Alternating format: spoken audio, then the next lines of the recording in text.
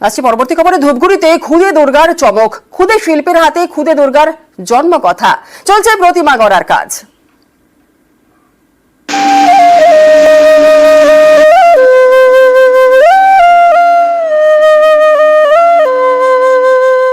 ধূপগুড়ির বিবেকানন্দ পাড়া, এই পাড়াতেই খুদে দুর্গার চমক।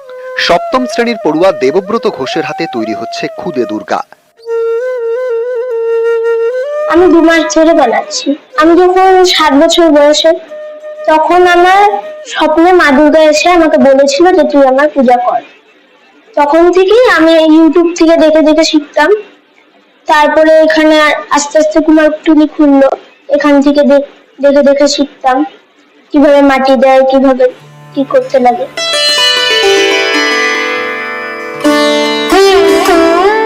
ছোট থেকেই প্রতিমা গড়ায় আগ্রহ দেবব্রতর। বাড়ির পাশেই কুমোরপাড়া, সেখানে বসেই ঠাকুর গড়া দেখা, তারপর বাড়ি ফিরে ঠাকুর তৈরির চেষ্টা। এভাবেই প্রতিমা গড়ার পাঠ দেবব্রতের।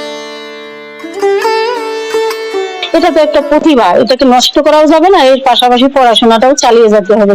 আমি অনেক কষ্ট করে ওকে হেল্পটা করি, সবকিছুই তো দাম বেড়ে গেছে, তবুও করতে হয়। যেমন দুর্গাপূজাটাও করে, আমার তো সম্ভব না দুর্গাপূজাটা করা, তবুও করতে হয় ওর মুখের দিকে তাকিয়ে। এত সুন্দর প্রতিমা বানানোর পরে যদি এভাবেই পড়ে থাকে তাহলে আর ওর মনে শান্তি পাবে না। এর জন্য আমি করি, যেভাবে পারি। অষ্টমীর দিন আমি একটু ভালো করে ভোগ দিয়ে সবাইকে প্রসাদ দিই। প্রতিদিন আমি যেভাবে পারি কষ্ট করে করি। মাটি, খড়, বাঁশ, কাঠি, রং হয়েছে ফেব্রিকে। খুদে দুর্গার চমক এবার ধূপগুড়িতে। ধূপগুড়ি থেকে ক্যামেরায় উৎপল রায়ের সঙ্গে রকি চৌধুরী, নিউজ 18 বাংলা।